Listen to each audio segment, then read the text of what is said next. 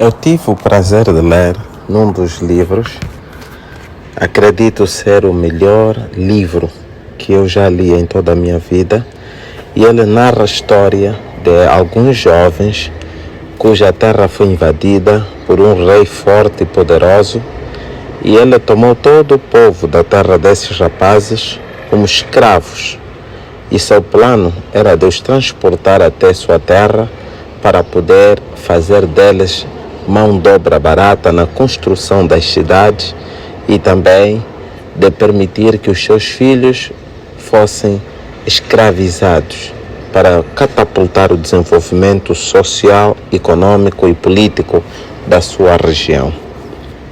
Este rei, muito prático, pouco burocrático, levou esse pessoal até sua terra e quando lá chegou, por sua própria iniciativa, pensou em escolher dos melhores rapazes dentre aqueles que haviam sido raptados como escravos, e assim os levou até o palácio.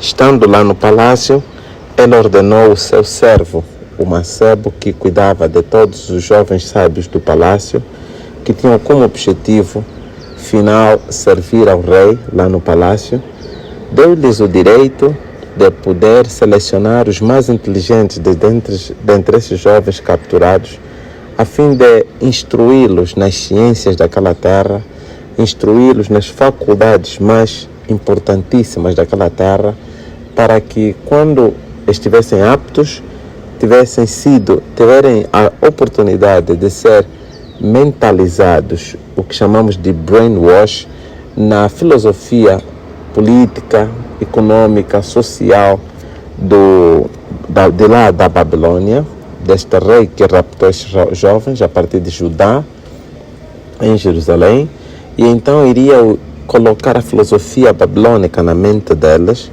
e depois transportar estes jovens de volta a Jerusalém. Eles governassem Jerusalém, Samaria e tantos outros lugares, mas governassem com a filosofia de Babilônia em suas mentes. Assim, estaria sempre Israel tendo governantes judeus, mas que têm a mente voltada à filosofia de governação, à filosofia social, econômica, de total dependência à filosofia babilônica. Praticamente o que acontece aqui na África, que os europeus vieram, invadiram a África e depois, no tempo de dar a independência, concederam a independência a alguns que eles acharam ser intelectuais, alguns que eles acharam ser civilizados o suficiente e que tinham a capacidade de compreender a norma e a moral na ligação comercial, social, política e cultural entre a colônia a colônia e a terra de origem, que é a terra dos colonos. E então, assim, mesmo governando aqui, a terra que independentemente aparenta ser livre, mas a filosofia de governação, a mentalidade de governação seria sempre aquela que subjuga-se à cultura, à economia, à estratificação daquilo que é o ser, ou é a composição social da terra do colono. Então é mais ou menos essa filosofia que pensara este rei de nome Nabucodonosor. E então ele escolheu 4 jovens muito inteligentes e que eles vinham também de elites naquela terra, eram nobres por conseguinte, colocou-os numa faculdade onde eles ficaram durante 3 anos. Vocês sabem muito bem que o mundo inglês, bem, nesse caso não está-se a falar do mundo inglês, está-se a falar do mundo árabe, não é? O Médio Oriente, mas eu queria vos dar a saber que o mundo inglês, nos seus currículos, por norma, dependente do tipo de formação que a pessoa pretende fazer, mas por norma, o tempo de formação normalmente são de 3 anos para uma licenciatura. E então Daniel, Meshach, Abednego, Sadraque Daniel, que é Baltazar, eles todos ficaram nesta faculdade durante 3 anos. E durante esses 3 anos licenciaram-se e foram chamados para serem testados e foram achados 10 vezes melhores do que os outros babilônicos e creio outros povos que também haviam sido arrastados no percurso de trasladar ou levar o pessoal de Jerusalém para a Babilônia. Então eles foram achados 10 vezes melhor.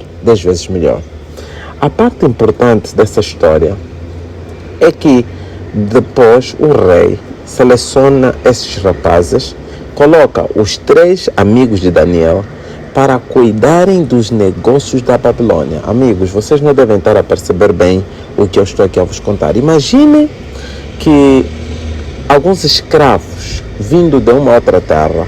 Bem, para quem é angolano, pensa comigo. Imagine que a gente vai para o Congo e a gente invade o Congo e a gente leva cativo uma grande parte do pessoal do Congo, mas depois selecionamos, o nosso presidente seleciona 3, 4 jovens do Congo, dentre os mais nobres, e os coloca numa faculdade, instrui eles nas ciências daqui da Angola e habilita-os para servirem o rei daqui da Angola. E quando chega a época de servir, em vez de colocarem sobre os destinos de Luanda, que é a capital da Angola, a economia de Luanda, a vida social de Luanda, a vida política de Luanda, em vez de colocar isto tudo nas mãos de um que é do vosso partido, um que é do vosso país, um que é autóctone, um que é da terra, um nato, não é? Colocam os 3 estrangeiros, escravos, imigrantes vindo da Babilônia para serem eles a controlar os destinos econômicos, políticos, sociais e culturais da maior capital do império naquela época, que era, sem sombra de dúvidas, a Babilônia. Isto é fenomenal, isto é estranho, é extraordinário. Deus faz o impossível. Quando Ele age, ninguém age contra. Porque se Deus dizer sim, não há homem capaz de dizer o contrário. Ninguém prevalece contra a mão e a vontade do Senhor. Estes jovens tornaram-se homens de destaque. A maior das elites na Babilônia foram eles. Lembrar que a Babilônia, por esta época, era o maior reservatório de ouro em toda a terra. Eles, inclusive, tinham os templos dos seus deuses, que eram de forma ritual, com rituais, adorados, consagrados, na base de uma servitude que nada mais passava senão do ofertório e a consagração do ouro como a maior riqueza daquele império, em devoção, em reconhecimento do poder dos deuses deles. Amigos, Deus escolheu ainda assim um jovenzinho chamado Daniel para ser um assessor direto do rei, porque o que ele falava e a visão que ele manifestava, apresentava, era sempre superior à daqueles que viviam de forma constante numa política de rotina junto de Sua Excelência, ou de Sua Majestade, o Rei da Babilônia. Eu quero frisar mesmo aqui que jovens verdadeiramente tementes a Deus, consagrados à palavra de Deus, aqueles que devotam-se a Deus com orações, com jejuns, com benevolências e com entrega de ofertório para a casa do Senhor, para o sustento e o mantimento da casa do Senhor. Todo jovem que verdadeiramente se consagra desta forma para o serviço do Senhor, normalmente, isso é sem sombra de dúvida, são achados 10 vezes melhor em termos de sapiência, equilíbrio mental, capacidade de reflexão e de resposta, porque é Deus que os inspira, 10 vezes melhores do que qualquer ímpio ou qualquer um que faz-se de crente e nada sabe sobre o que ele acredita crer.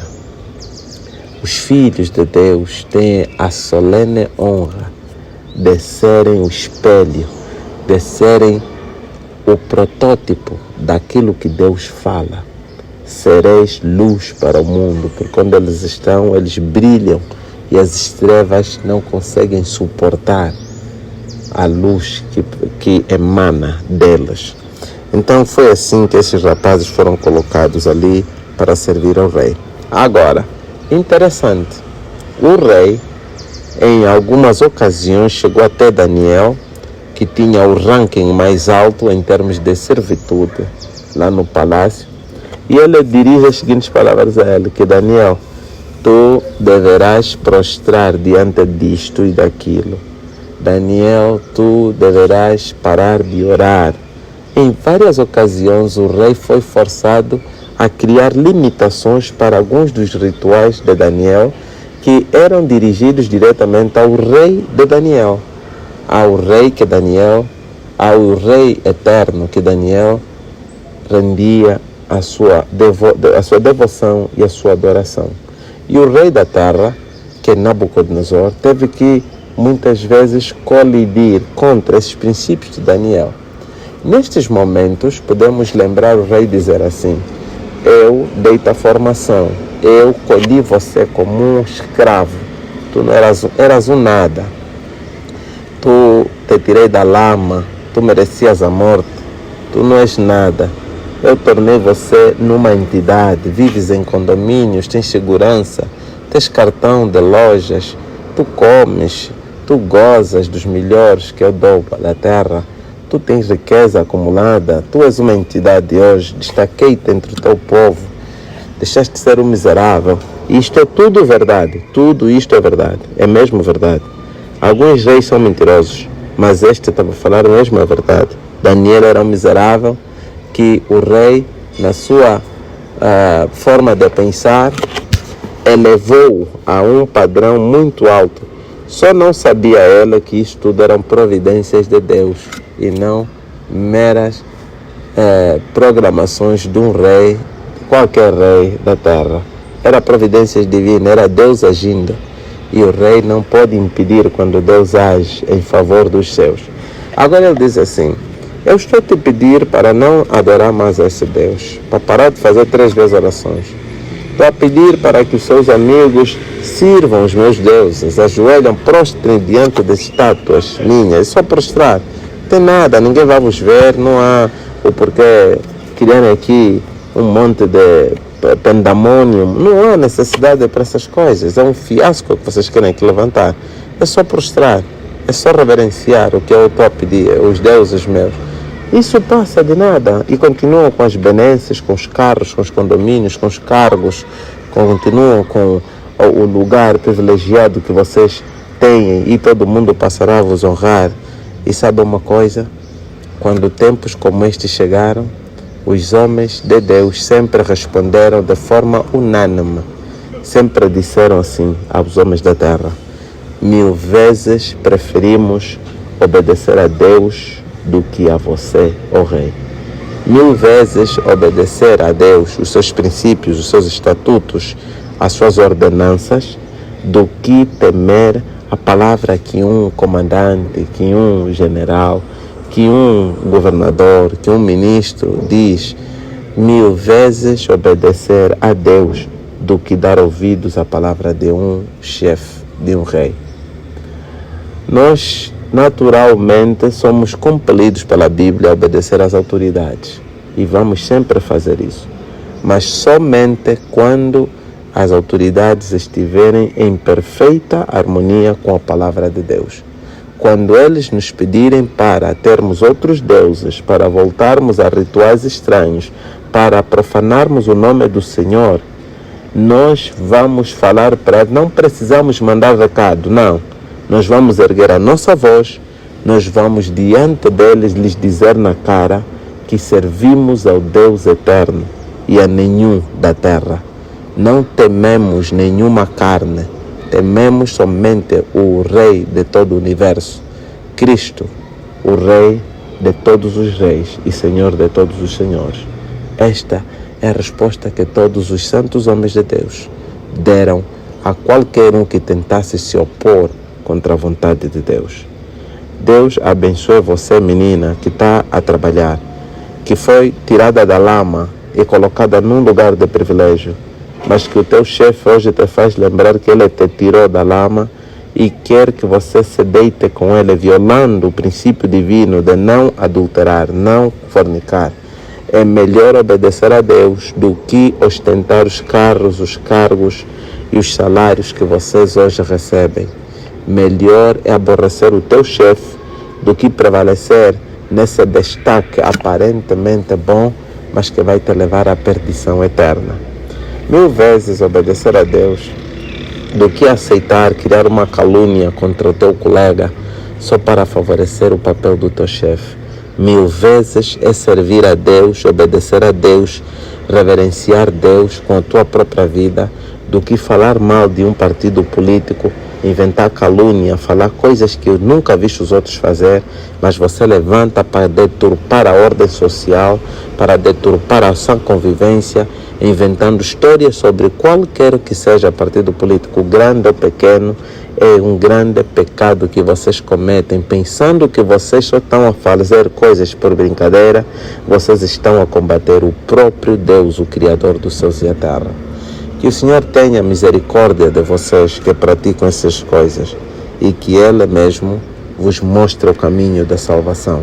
Arrependem-se agora enquanto ainda há tempo. Procurem o Senhor enquanto ainda pode achar, e Ele há de perdoar os vossos pecados. Deus vos abençoe.